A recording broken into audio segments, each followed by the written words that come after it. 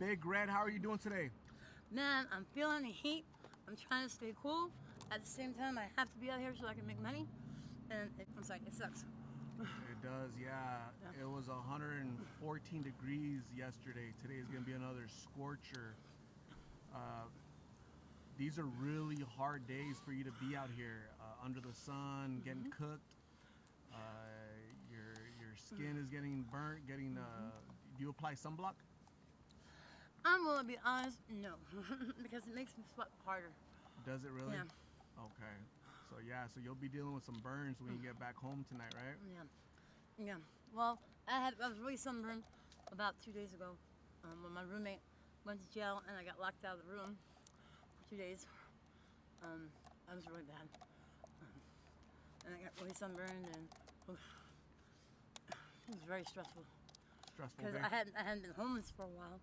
So the lady took me in, you know, her roommate, and I had a place to stay. And then being homeless, back to homeless for 2 days. You know, having nowhere to sleep, trying to find shape.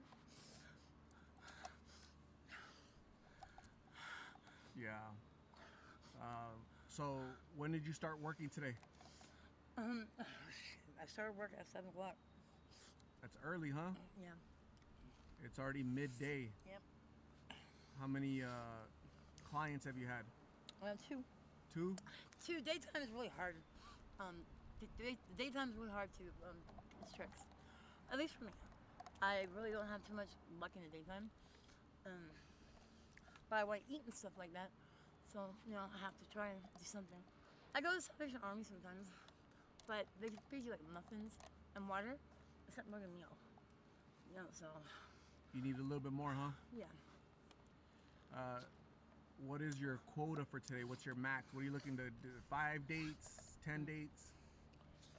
Well, I always do 10. You're going to try to do 10? Yeah. So you got 8? And that sounds like a very high number. You know, at the same time, I have to pay for room, I have to pay for food, I have to pay for different clothes every day. You know what I mean? I have to pay for hygiene. I have to pay for things to try and make myself look decent. You know, instead of homeless. So I have to pay for these things and pay for my drugs. You know? Yeah. So, yeah, about 10. Okay. It'll get me between $300 and $400. And honestly, about $250 that's gonna go to drugs. If you do 10 dates today, you're going to make $300 to $400. Yes. And $250 of that is going to go to substances. Yes. Man. Yes. That's I bad. pretty much use all day and all night. I'm the kind of person that doesn't go to sleep. I don't eat. Is it G or blues? No, I don't do G or blues. I smoke. You know, and it's a very short high. It doesn't last long. So you're constantly going out there and chasing it. You know? How does it make you feel when you consume it? I mean, it makes me feel like I'm floating on clouds. Are you floating right now? Man, right now I'm fucking. This is embarrassing. But I know people are gonna see me like. I've been up for 2 days. So. I'm not really floating on clouds. You know? I'm trying to just get through the day. And I know I should go to sleep. And I know I should get something to eat. And everything else like that. But, you know, I'm going through a lot of shit right now. And in my mind, crack is the only thing that's going to take it away.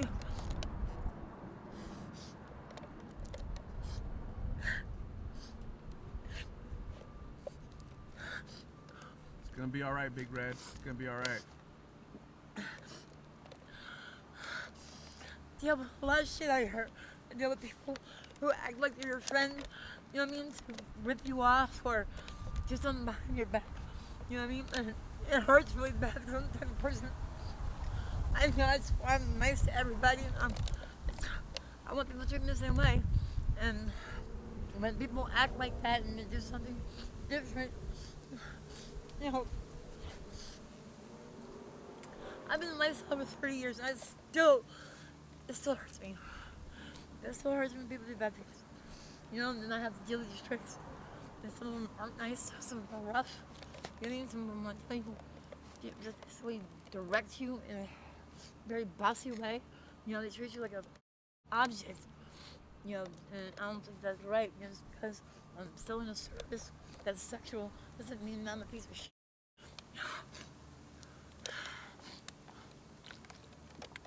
So when I found my friends out here yesterday, they told me out here. That's embarrassing. Think about, you know, a lot of my people who know me from not being on drugs, they don't see it. They don't come down here. You know, so my biggest fear is for somebody to see me. You know, and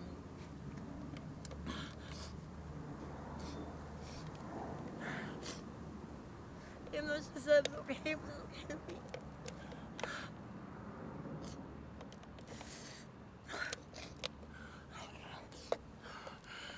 It's a rough day. Rough day, yeah. This is the first time I see you very emotional. I think it's the heat, a combination of the heat. Yeah, You haven't slept in everything. 2-3 days. You're probably not feeling good. You're emotional. You're upset. Somebody was probably mean to you. You were locked out of your apartment recently. Your roommate got locked up, so there's uncertainty there. So I think everything just, when it rains, it pours all of a sudden on you, huh? Yeah, it's like that. Because normally the past 2 times that I've seen you, you're calm, relaxed. You know, you're ready to go to work. Yeah. And today you're a little bit kind of just out of it a little bit, huh? I'm tired of being out here. In the daytime, I'm tired of being hot and the sun is fucking brutal. The sun You know what I is, mean? The sun is brutal. I try to make sure I have water all the time. yeah. You know, then when I run out of water, I have to walk up to Circle K, which is 2 blocks away. Because you get free water, you have a cup. You know, 2 blocks in the it's 113. It's like damn near like you're gonna pass out by the time you get there. Have you ever passed out from the heat? I have never passed out, but there's been a couple of times where I have like been very short of breath and very dizzy, and I find a piece of shade. Somebody picked me up once when I was trying to walk to Circle K. I was just like that. I was leaning against a tree. I was trying to catch my breath, and I couldn't really walk because I was dizzy from the heat. And they pulled up, and I got in the car. They put the air on full blast for me and gave me a bottle of water.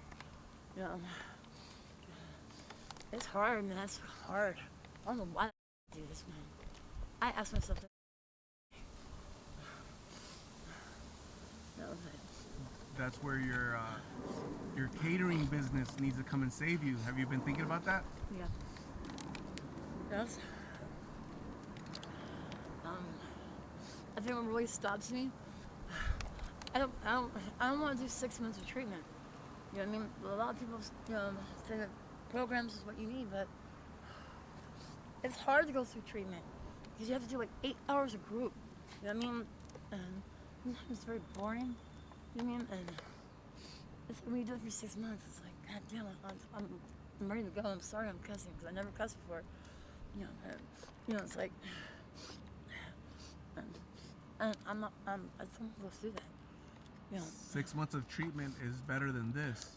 Well, yeah, that's true, but sometimes my mind tells me no. That's the addiction. That's the addiction talking to you. It's really fascinating, you know. So me, I've never consumed. I've never been in your situation. So it's really. So on one hand, you hate the heat. You hate doing, you know, what you do for work, for money. Yeah. You hate it. You don't like it. You want to do other things. It's like you're trapped. You're a prisoner. It's like you have to do. You're being forced to do it. Yep. By your own addiction.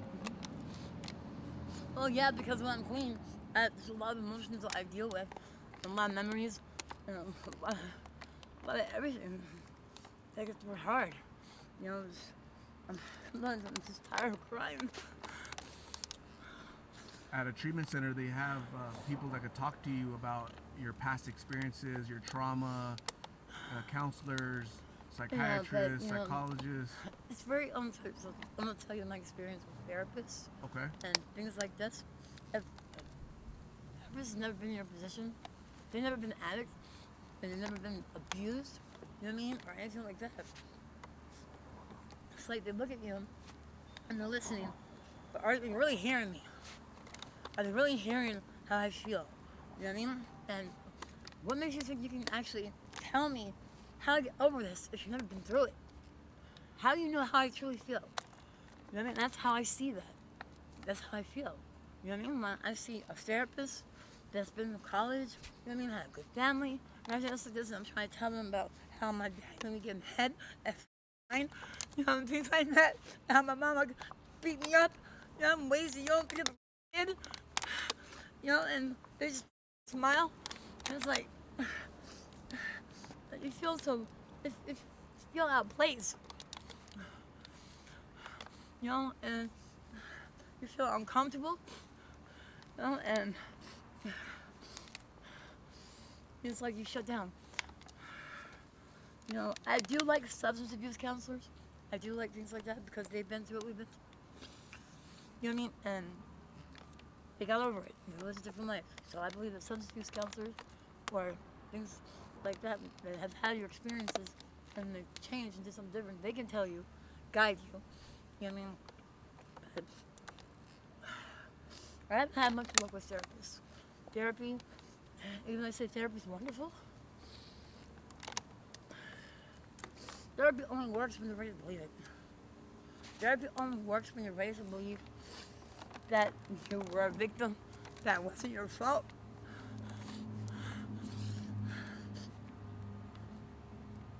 So, you know, a therapist, counselor, that's just one aspect of a whole regimen of different, you know, items that they try to assist you with, right? So it's not an end all be all.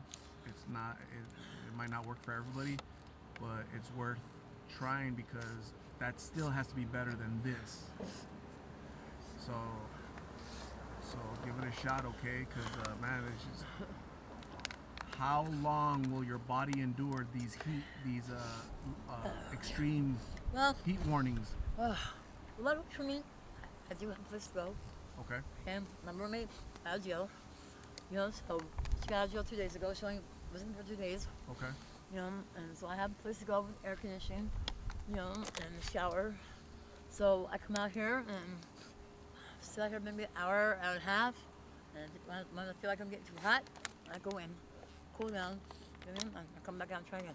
Got it. You know, that's how I deal with it. Okay. You know, then I'm lucky. But there's 2 days that I didn't have a room, I was locked out of my room.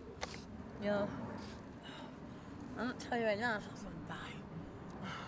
You know, I was fucking lucky. I was grateful.